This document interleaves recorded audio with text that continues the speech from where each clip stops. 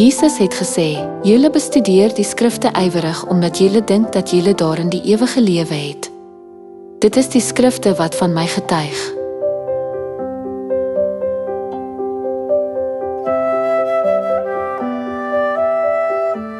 Om die ewige lewe te hê, moet ons God ontmoet wat in die vlees na hierdie aarde toe kom. Ewige lewe word nie in sommer enige kerk gegee nie, maar die seën van die ewige lewe word geskenk waar God woon. God woon in Sion, die stad van God se feeste, en daar word hy ons magtige.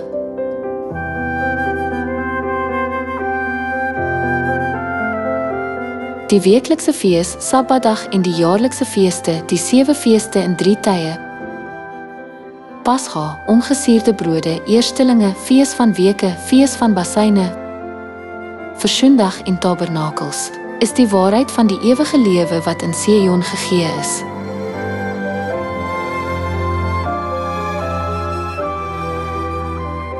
Onder hulle is die Pascha die dag toe Jesus brood en wyn gegee het en na hulle verwys het as sy vlees en bloed en beloof het dat elkeen wat daarvan eet vir ewig sal lewe.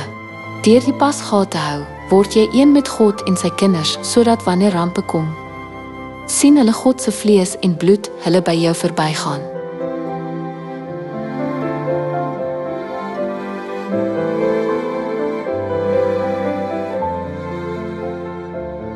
God het gesê, jy is myne.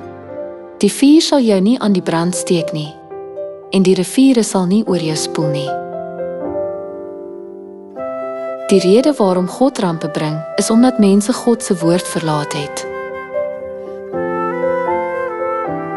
Jy kan slegs gered word as jy die woord van God volg wat die lewenswyse leer en lewe gee.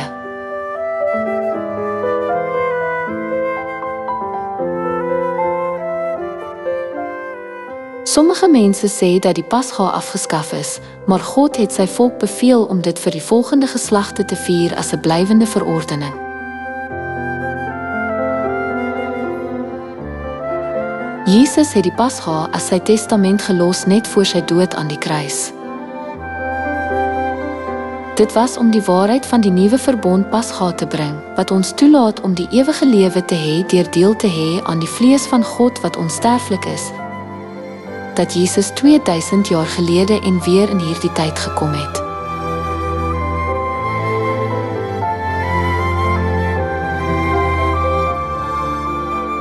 Ons moet preek oor Christus aan hom, wat vir ons die nuwe verbond Pascha gebring het, en ander lei om in hom te glo.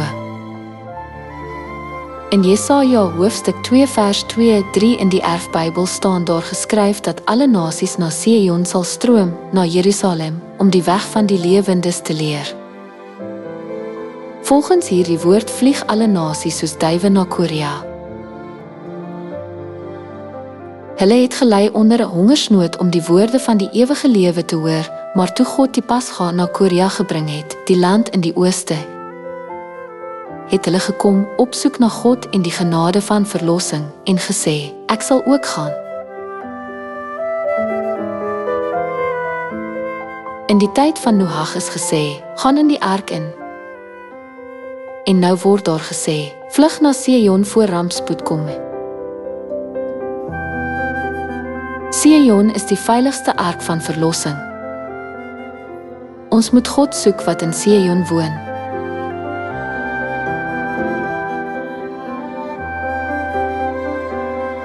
In Sion het God gekom in die naam van hom en vernietig die dood deur die nuwe verbond Pascha.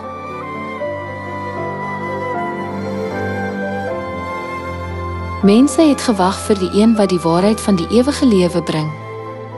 En God het na Sion gekom met die waarheid van die lewe, die Pascha, wat in die Bybel verborge was. Daarom, hoe geseënd is ons? Kom ons preek vir baie mense oor die seëninge wat in Sion gegee word, sodat hulle gered kan word. Menslike lewe is soos die mis en die môredou, wat 'n oomblik verskyn en dan verdwyn. Maar tog moet ons gedurende ons leeftyd in God glo en ons voorberei vir verlossing.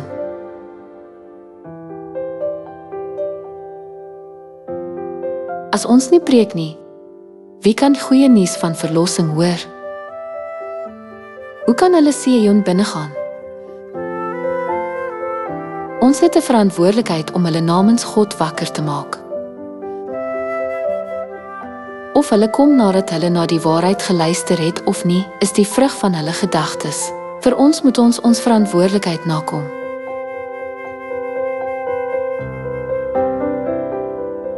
God het gesê, hoe mooi is die voete van die wat die goeie nuus van verlossing bring. Selfs God het self uit die hemel na hierdie aarde gekom om sy verlore kinders te soek en voor sy hemelvaart het hy ons gevra om die nuwe verbond Pasga ywerig te verkondig, die nuus van verlossing wat hy aan Sion, die stad van God se feeste gegee het, sodat ons kan ontvang die ewige lewe en ontsnap van rampe.